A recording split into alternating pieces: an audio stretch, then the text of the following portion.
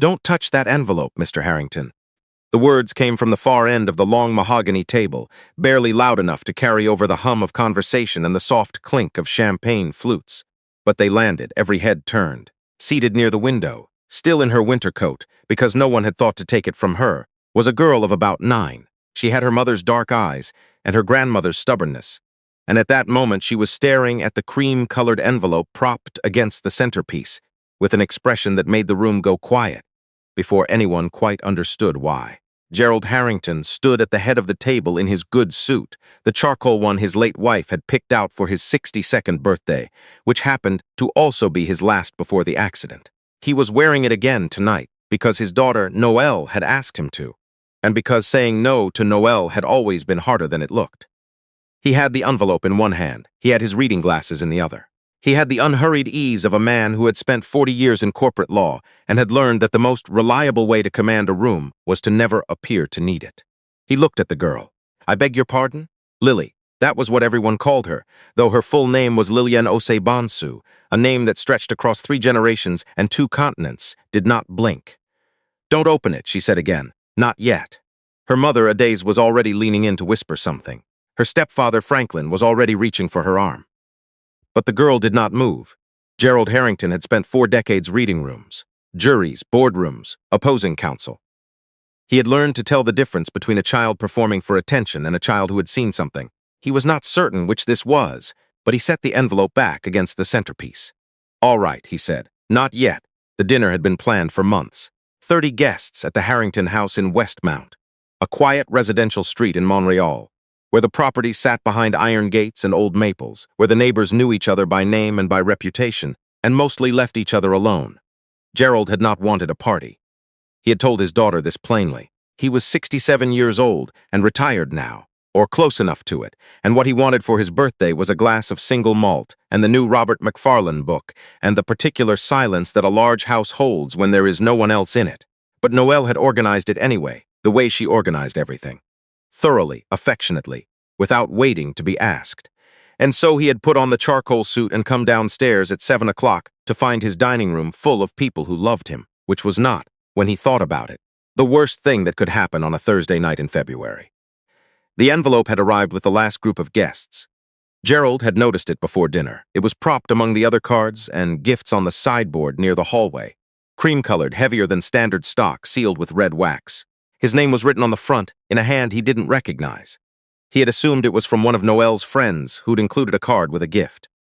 He had set it aside to open later. During the first course, someone had moved it to the table. He didn't know who, he hadn't seen it happen. One moment it was on the sideboard, one moment it was the side, the next it was propped against the arrangement of white tulips his daughter had ordered from the florist on Sherbrooke, and Noelle was smiling at him from the other end of the table. And the conversation had turned to hockey and the spring thaws, and whether the city would ever fix the stretch of road on Côte des Neiges that had been under construction since 2019. Gerald had picked up the envelope with the easy assumption of a man who has never had reason to be afraid of a piece of mail. And then the girl had spoken. Now the dinner continued around the envelope. The main course arrived. Wine was poured. Someone told a story about a fishing trip in Nova Scotia that went wrong in 3 separate ways, and the table laughed. And Gerald laughed too, though some part of his attention had stayed on that cream-colored rectangle propped against the tulips. He glanced at Lilian once, during dessert. She was eating her creme brulee with the focused seriousness of a child who had decided to enjoy something. She did not look back at him. After the plates were cleared, Noelle announced that it was time for her father to open his cards and gifts.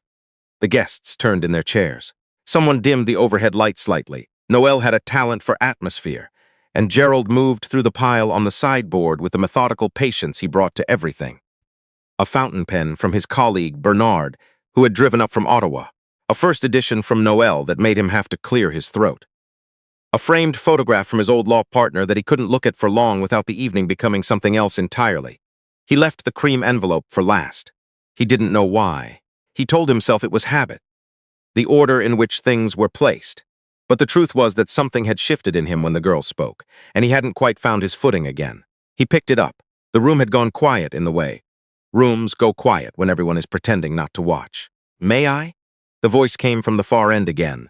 Lillian had pushed back her chair and was standing now, both hands flat on the table, looking at him with an expression that was trying very hard to be calm. "May I see it first?" she said, "before you open it?" Adaze said her name, low and sharp. Franklin said, "Lily, sweetheart." "I just want to look at it," she said. "I'm not going to take it. I just want to look."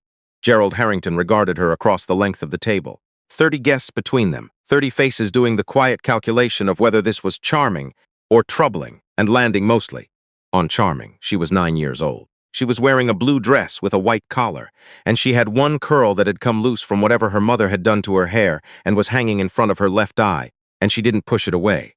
He walked the envelope to her. Not because he was afraid. Not because he believed rationally that a 9-year-old had information he didn't. He did it because 40 years in law had taught him that the cheapest thing in a room is often the smartest, and because there was something in the steadiness of her gaze that he had seen once before, in a witness box, in a woman who turned out to be the only person in the courtroom telling the whole truth. Lillian took the envelope in both hands. She turned it over. She looked at the wax seal. She smelled it, not dramatically, not for show, but the way a child smells something when they are trying to confirm what they already suspect. Then she set it down on the table in front of her and looked up. "I saw her put something in it," she said. The room went very still. "Who?" Gerald said. Lillian looked to his left, where his business partner of 11 years was seated with a glass of wine half raised to her lips. Celeste Fontaine did not lower the glass. She was 53. She had known Gerald since they were both articling students at a firm in downtown Montreal. She had been at his wife's funeral. She had been at his daughter's wedding. She had been the one who called.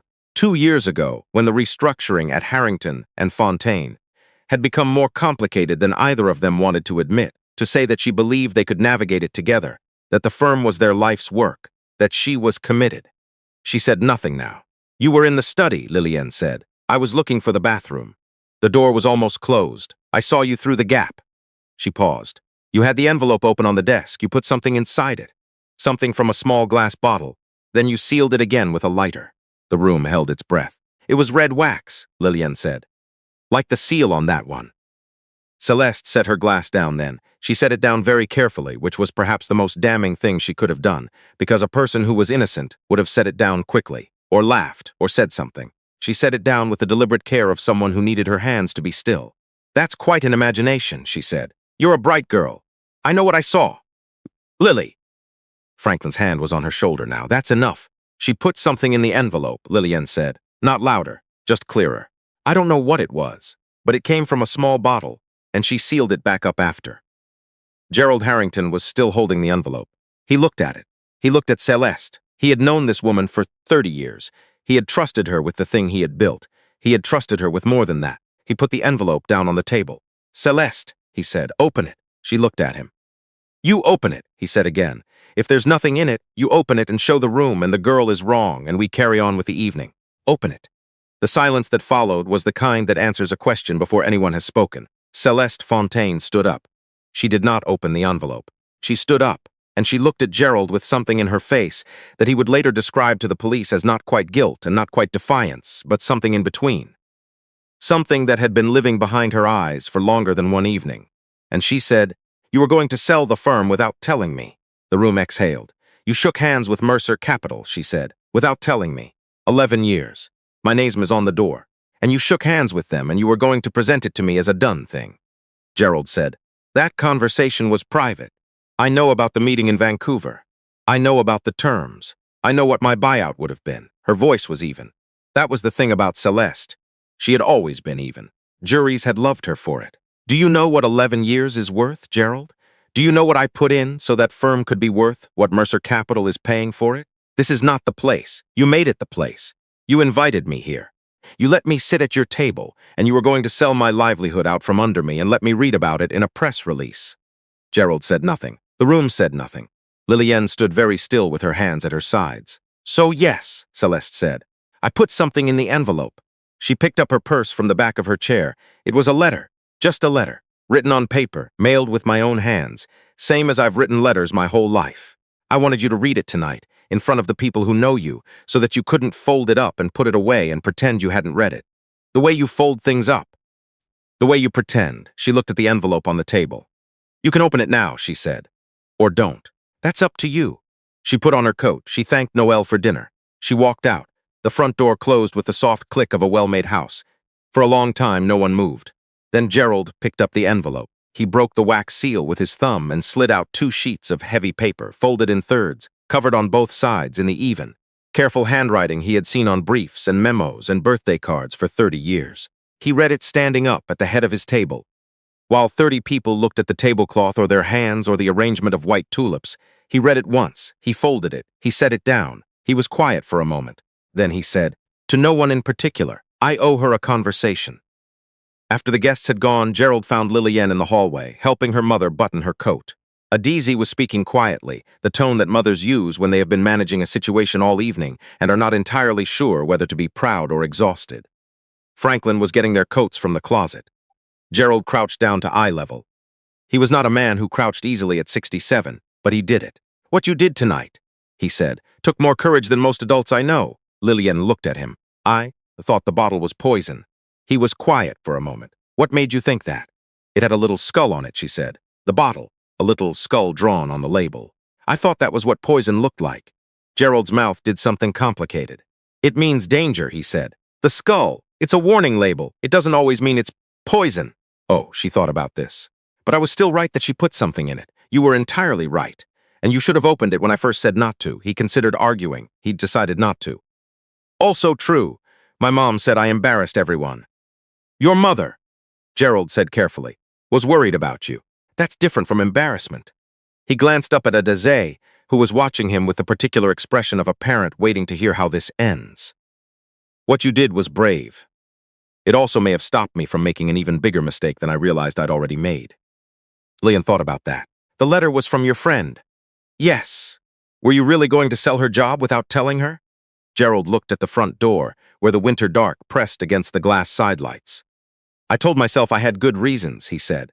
"I was going to explain it to her when the time was right, but you were scared to." He looked back at her, 9 years old, curls still hanging in front of her left eye. "Yes," he said, "I was scared to." She nodded slowly, as though this confirmed something she had already suspected about adults. "You should call her," she said. "I will, tonight." He almost smiled. "Yes, tonight." Adizi put her hand on Lillian's shoulder. "Time to go, baby. Say good night to Mr. Harrington."